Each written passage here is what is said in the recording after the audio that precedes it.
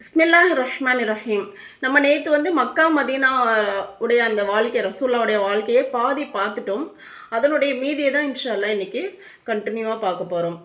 மக்காவில் தொடர்ந்து காஃபிர்களின் தொல்லைகளையும் முஷ்ரீக்குகளின் தொல்லைகளையும் அனுபவித்த பிறகு தன் சகாக்களை மதீனாவிற்கு ஹிஜ்ரத் செய்யும்படி நபி அவர்கள் உத்தரவிட்டார்கள்.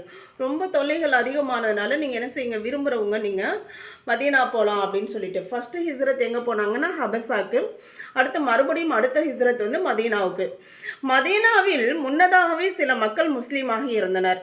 இவ்வாறே முஸ்லீம்கள் சிறுக சிறுக மதீனாவிற்கு ஹிஜ்ரத் செய்து கொண்டே இருந்தனர். இறுதியாக மக்காவில் நமது நபி ஸல்லல்லாஹு அலைஹி வஸல்லம் அவர்களும் ஹஜ்ரத் அபூபக்கர் சித்திக் ரலியல்லாஹு அன்ஹு அவர்களும் ஹஜ்ரத் அலி ரலியல்லாஹு அன்ஹு அவர்களும் மற்றும் சில பலவீனமான முஸ்லீம்கள் மட்டுமே மீதமிருந்தனர். இதற்கிடையில் அல்லாஹு தாலா நபி அவர்களுக்கு மதீனாவிற்கு ஹிஜ்ரத் செய்ய உத்தரவிட்டான். இதன் அடிப்படையில் நபி ஸல்லல்லாஹு அலைஹி வஸல்லம் அவர்களும் ஹஜ்ரத் அபூபக்கர் சித்திக் ரலியல்லாஹு அன்ஹு அவர்களும் மதீனாவிற்கு ஹிஜ்ரத் புறப்பட்டார்கள். நபி ஸல்லல்லாஹு அலைஹி வஸல்லம் அவர்கள் மதீனாவில் நுழைந்த பொழுது மதீனாவாசிகள் வெகு விமர்சையாக வரவேற்பு கொடுத்தார்கள். நபி அவர்கள் மதீனாவில் அபு அய்யூப் அன்சாரி ரலியல்லாஹு அன்ஹு அவர்களின் வீட்டில் தங்கினார்கள். நபி ஸல்லல்லாஹு அலைஹி வஸல்லம் அவர்களின் மதீனா முனவ்வரா சென்றவுடன் அல்லாஹ்வை வணங்கி வழிபடுவதற்காக ஒரு பள்ளிவாசல் கட்டினார்கள். அதற்கு மஸ்ஜிதுன் நபவி என்று கூறப்படும். முதல்ல கட்டப்பட்ட பள்ளி மஸ்ஜிதுன் நபவி. நபி அவர்கள் மதீனாவில் யகூதிகளுடன் ஒரு ஒப்பந்தம் செய்து கொண்டனர். யகூதிகள் பெயரளவில் ஒப்பந்தம் செய்து கொண்டு உள்ளுக்குள் வயிறறிந்தனர். முனாஃபிக்குகள் என்போர் வெளிரங்கத்தில் முஸ்லீம்களைப் போல் நடித்து கொண்டு உள்ரங்கத்தில் முஸ்லீம்களுக்கு தீங்கு செய்யும் விரோதிகளாக இருந்து வந்தனர். இதான் இவங்களுடைய அசல் குணம். வெளியில் பார்க்கும்போது முஸ்லீம்களுக்கு சப்போர்ட் பண்ணுற மாதிரியும் முஸ்லீம்களை போன்றும் நடிப்பார்கள். ஆனால் என்ன செய்வாங்க, அவங்க தனிப்பட்ட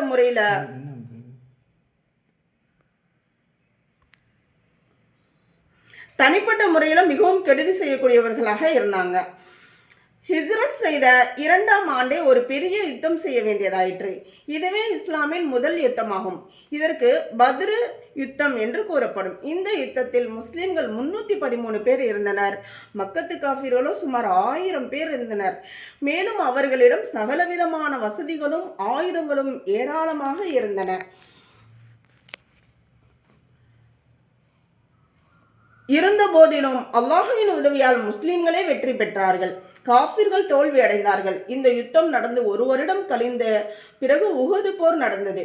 இந்த யுத்தத்தில் முஸ்லிம்களுக்கு மிக பெரும் சோதனை ஏற்பட்டது. நமது நபி அவர்களின் 2 பற்கள் உடைந்து ஷஹீதாகிவிட்டன. 70 சஹாபாக்கள் வரையும் ஷஹீதானார்கள்.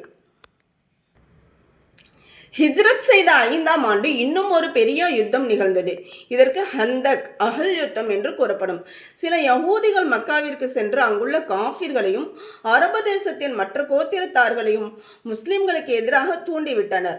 எல்லோரும் சேர்ந்து 10,000 வீரர்கள் கொண்ட ஒரு பெரிய படையை தயார் செய்து மதீனாவை தாக்க முயன்றனர். இத்தகவல் நமது நபி அவர்களுக்கு எட்டிய போது காஃபிர்கள் மதீனாவிற்குள் வர முடியாதபடி மதீனாவை சுற்றி அகழிகள் தோண்ட ஏற்பாடு செய்தனர். 1 மாதம் கழித்து காஃபிர்கள் தோல்வி அடைந்து அங்கிருந்து வெறுண்டோடி விட்டனர். அதாவது அகலினா மிகப்பெரிய ஒரு பள்ளம். ஒரு குதிரையாக இருந்தாலும் என்ன செய்ய முடியாது, அந்த பள்ளத்தை தாண்ட முடியாது. அவ்வளோ அந்த அளவுக்கு அகலமாகவும் பள்ளத்துக்குள்ளே விழுந்த மேலே எழுந்திருக்க முடியாத அளவுக்கு ஆழமாகவும் அது இருந்தது. ஹிஜ்ரி 6ஆம் வருடம் நமது நபி ஸல்லல்லாஹு அலைஹி வஸல்லம் அவர்கள் தன் தோழர்கள்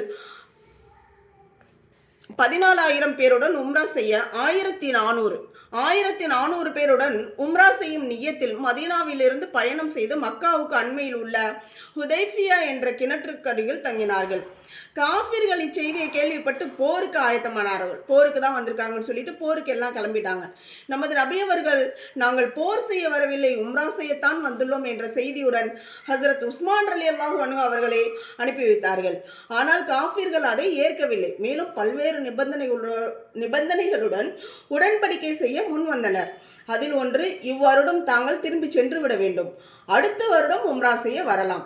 இந்த உடன்படிக்கை முஸ்லிம்களில் சிலருக்கு பிடிக்கவில்லை என்றாலும் நபி அவர்கள் அதை ஏற்று அதே மக்காவின் வெற்றிக்கு அடித்தளமாக ஆக்கினார்கள். அவங்க ஏற்றுக்கொண்டு போயிட்டாங்க ரசூலுல்லாஹ். ஆனால் அதுவே மிகப்பெரிய வெற்றியாக அடுத்த வருடத்தில் ஆயிடுச்சு. ஹுதைபியா உடன்படிக்கைக்கு பிறகு முஸ்லிம்களுக்கு சிறிது நிம்மதி ஏற்பட்டது. இஸ்லாமை பரப்புவதற்கு வழி பிறந்து விட்டது. அதிக மக்கள் இஸ்லாமை தழுவினார்கள். நபி அவர்கள் அச்சமயம் சுற்றியுள்ள மன்னர்களுக்கெல்லாம் இஸ்லாமிய அழைப்பு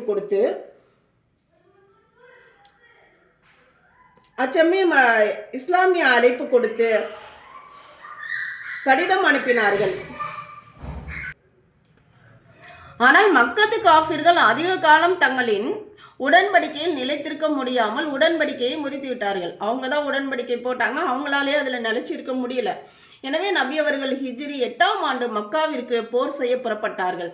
மக்கத்து காஃபிர்களோ முஸ்லீம்களின் கம்பீரத்தையும் எண்ணிக்கையும் பார்த்து பயந்து பின்வாங்கினார்கள். பின்வாங்கிட்டாங்கனால என்ன, வெற்றி நமக்கு தான். அல்லாஹுவின் உதவியால் மக்கா வெற்றி கொள்ளப்பட்டது. நமது நபி அவர்களோ அனைத்து காஃபிர்களையும் மன்னித்து விட்டார்கள். மன்னிச்சுட்டாங்க, போங்க, இனி உங்களை பழிவாங்கி என்ன ஆக போகுது அப்படின்னு. பைத்துல்லாஹ்விலிருந்து ஒவ்வொரு இடத்திலும் ஏகத்துவத்தை முழங்கச் செய்தார்கள். இதற்குத்தான் ஃபத்ஹே மக்கா எனப்படும். ஏகத்துவம்னா என்ன, ஒரே இறைவன் என்பது. ஃபத்ஹே மக்கா அப்படின்னா மக்காவுடைய வெற்றி அப்படின்னு சொல்லப்படுது.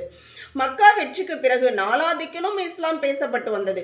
அதிகமான மக்கள் இஸ்லாமை தழுவினார்கள். முஸ்லிம்களின் எண்ணிக்கை அதிகரித்து கொண்டே சென்றது. சுபஹானல்லாஹ்.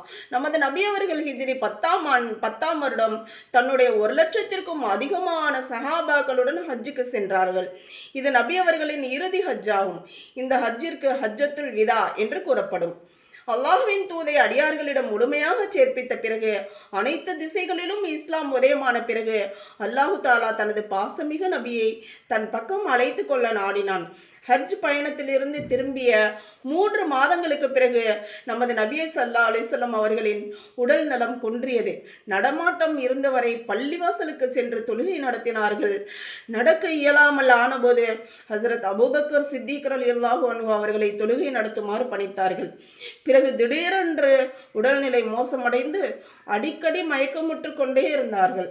அந்த நிலையிலும் மக்களை பார்த்து, நீங்கள் ஒருபோதும் தொழுகையை விட்டுவிடாதீர்கள், அடிமைகளிடம் நன்முறையில் நடந்து கொள்ளுங்கள் என கூறிக்கொண்டே இருந்தார்கள்.